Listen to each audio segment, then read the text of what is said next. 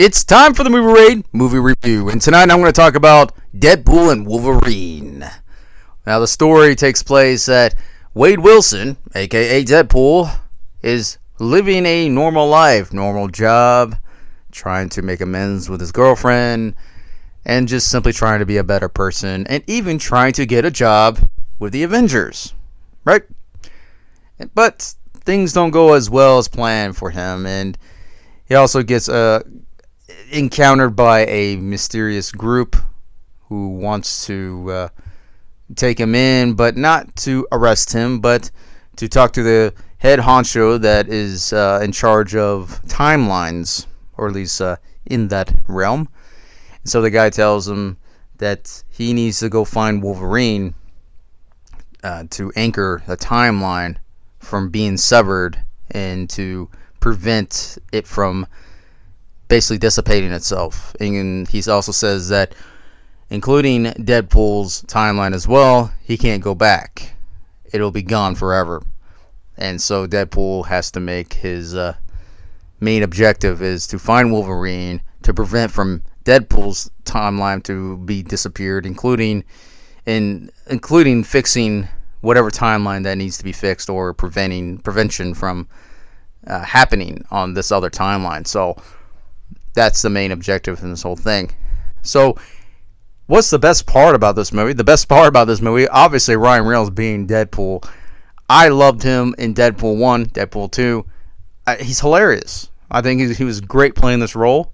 And really bringing Hugh Jackman coming back, man, that's like one of the best things. You know, bringing the OG Wolverine himself in this movie just makes it even better. They both did a phenomenal job acting in this film. They both did a great job with these characters. Like, they didn't really... Well, I will say Deadpool, as far as dialogue, Deadpool in this film, it's a little bit downplayed a little bit in comparison to 1 and 2 as for what he usually does. Or at least it seems a little bit stretched on certain occasions. But he's hilarious, you know, in my eyes. So I absolutely still love Deadpool in this. As far as the story goes, it's cinematic. It's very Marvel based. And I will have to say, as far as him and other characters, I love the fact that they have a lot of references to the X-Men, a lot of references to Marvel, little cameos here and there. Now, there's a lot of Easter eggs in this movie too, by the way. Now, I'm not going to mention any of them, but I will say, pretty awesome to see certain characters come back. Now, once again, I'm not going to spoil this. And now, if you've seen this movie, you know exactly who's in this movie, and I think you would agree that, you know, certain awesome actors who played a certain awesome character in the past that never got another sequel. You know what I'm talking about. But I will say that it does provide plenty of action. I love the relationship between Deadpool and Wolverine. I love the fact that it's kind of like who's got the bigger you-know-what. But usually, you know, Deadpool likes to play that. He just likes to piss off Wolverine. And it's like a light love-hate relationship, but there's a lot of hate behind that love. Especially with Wolverine. But I love the action sequences. I love the minivan the minivan battle scene between the two. Fantastic, man. I love how such an enclosed area, but yet you made a massive fight out of the whole thing. I thought that was brilliant. You know, great way it was shot. And man, it looks so brutal watching these two characters just battle it out in this minivan, just tearing up that minivan, blowing the crap out of those windows and denting the crap out of the whole thing, you know. And I love how even, not just that scene, but even like other encounters, like, man, they still battled out. And, you know, I think it's just great on the sequences. As far as the other action-based sequences that involves these characters, I enjoy them too. I do feel that there should have been more action, though, between Deadpool, Wolverine, and then the other characters that they get interacted with. I think that should have more involvement, but I'm satisfied with it. I really am. Now, as far as story goes itself, like, I find it odd that Deadpool's friends take a backseat in this one. You don't see Colossus. Well, you see him at the beginning. Well, at the birthday party at Wade Wilson's party. That's it. And at the end, of course. But that's the only thing you really see. You don't see Negasonic, Teenage Warhead. You don't see her doing anything. You don't see her girlfriend doing anything. And again, none of these guys are back to doing any kind of action. I am very disappointed that Domino's not in this. I would love to have seen at least a small action scene with Domino as far as her interaction with Deadpool. That would have been really cool to see. I think she did such a great job in Deadpool 2. I really enjoyed that character too. But that's okay. I also find it very odd that some reason Wade Wilson has an issue, has these relationship issues now. Like, didn't we just see in Deadpool 2 that they're all happy and, they were wanting a baby and, things were going pretty well? Like, where did this sudden weird shifting change with his girlfriend, get to that point where she doesn't like him, being this assassin or whatnot? Like, let's talk about that quote. Your crazy matches my crazy. I mean, what happened to that? Did she just decide, I'm just going to be a house mother? Or I don't get it. Like, I don't understand why, like, she would be so dissatisfied, or how Wade Wilson's acting and not leaving that life behind.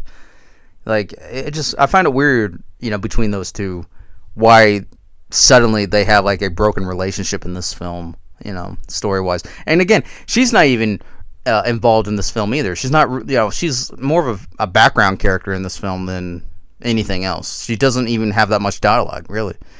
Again, it's kind of disappointing. I understand story-wise, she doesn't need to be involved per se. She doesn't need to be the damsel in distress again, just like last time. She's not. I will say that I just don't understand what's with this whole whole shtick between the two like that, when everything was all golden, from the last film. Now, I will say I love the Deadpools. This weird cult in every timeline. Apparently, there's always a Deadpool, and there's always the Messiah of the Deadpools, as we see later on. Peter. I thought that was hilarious, man, and I love the Deadpool scene where Deadpool is facing Deadpools, and really awesome action sequences. And again, character-wise, a lot of interesting characters are in this film too. I have a lot of positive things to say about that. I absolutely love the main villain, or villainess. Excuse me, villainess. Fantastic of how she did that role. Fantastic that she's a huge threat as far as any characters go, including Deadpool. I love that. This is based on the void that she basically has taken home as her own home world. I love that she is using Ant-Man's actual carcass as the actual base of her operations. Slash home. I absolutely love that, man. And it doesn't really explain as to, well, of course, if you haven't followed any of the Marvel films, obviously you're probably not going to understand how Ant-Man became that way. Of course, it doesn't really explain that in this film either, but that's okay. We don't really need that explanation anyway. But let's talk about the other hero characters. I love the fact that Gambit is in this film. I love the fact that Blade is in this film. And I love how we got the return of the I hope I got this right, X-23, the girl that was in Logan, that originally met with Wolverine in the past. And I love that the connection of Wolverine's past is also integrated in this film, as far as why this timeline is such a high risk and at stake, and it's an homage and to the past, but with comedic style as well, and I just absolutely love that. But like with these superhero characters, I love that in a way. But these superhero characters are also taking a backseat too, in a way. They're the ones that are like the four supporting roles in this, the supporting characters, pretty much. They don't really take a major role per se. They just kind of move along the story with Deadpool so he can complete his objective and Wolverine's objective. So I will say that excellent effects that's in this film as well. I think it's nicely polished for how it looks. Again, I can't say nothing more better about the action sequences. I think it does very well for what it does. Again, I love the references and cameos from past superheroes and what, you know. It's also sad a little bit, like, man, again, watch the sequences with the Void, and you'll see a lot of little Easter eggs. I mean, that's like one of the best parts. This is to me, this is one of the few films that involves a lot of Easter eggs from past X-Men films, Marvel films, and so forth. I think it's fantastic. You know, I haven't seen that many Easter eggs in one scene in my whole life. But I loved it. I absolutely love it. So I will say that as far as the action score for this film, it does a very well job for it too. Very cinematic. This is, to me, I don't consider this as a sequel, obviously, to Deadpool 2. I think this is like another chapter, in my opinion. Or it could have been, you know, you could probably watch this before the second film, in a way. But we see that you know, Deadpool does screw around with time a little bit, because he mentions that, yeah, I messed with time, and I didn't mess with it after that, you know. But it in a way it is a sequel too, because it continues where Wade, where he's at now and what he's doing now. And I just absolutely love that it does kind of stick to the Marvel cinematic superhero and comedic aspects of things in this film. Really, it does a really good job, in my opinion. Now, I understand that maybe to a certain degree that, you know, people might say, well, it's not this or that. I love the fact that they use the original look of Wolverine's costume. I mean, that's a big win for this. I think everybody should agree to that. I mean, when was the last time that you actually saw the original suit of Wolverine, and that he actually uses it and actually wears it the entire time, you know, throughout the whole film? But if I were to rank out of a 10, I'm definitely giving this a 9 out of a 10, because you have a lot of past enemy characters in this film too, which I won't spoil, but they're if you look closely on these battle sequences, you're going to recognize some of these guys from the past Deadpool, at least in Deadpool 2 and Deadpool 1. But I think a lot of them are from Deadpool 2. But I will say that, like I said, the action sequences are great. The characters, I think, does a very well job with it. As far as comedy goes, I think it should have had an extra layer to it, in my opinion. I think it should have upped the comedic style from Deadpool, because in Deadpool 2, I thought it was hilarious. You know, of how every single moment he does, he's like, he just makes a comedic ballet, you know, a comedy ballet out of everything. And in this one, he kind of seems a little bit lower level as far as the comedic style and the dialogue. But it doesn't really hinder my view as the whole film. Like, I think it's a fun film. It's definitely worth keeping in your library. And excellent characters.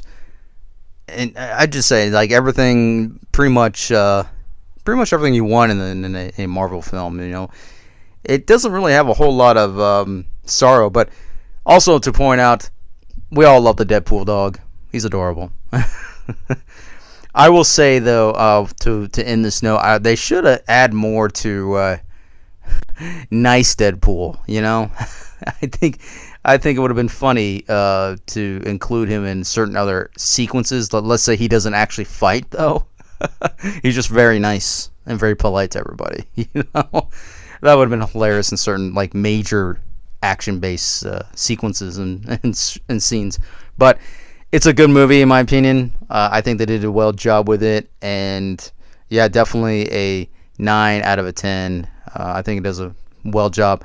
The only thing I really wish they should have done was include Colossus again, or at least Deadpool's friends, to be a part of one of these sequences. One of these battle scenes, or at least at the end. That would have been cool. But no, these guys are taking the back seat, and they don't even have, like I said, they don't even have dialogue or anything. They don't have anything major. They're just there, So that's the only real disappointment. Is like, man, I really want to see these guys really get into it, not just just be a prop basically. But it's a good movie. I definitely recommend for you guys to check it out.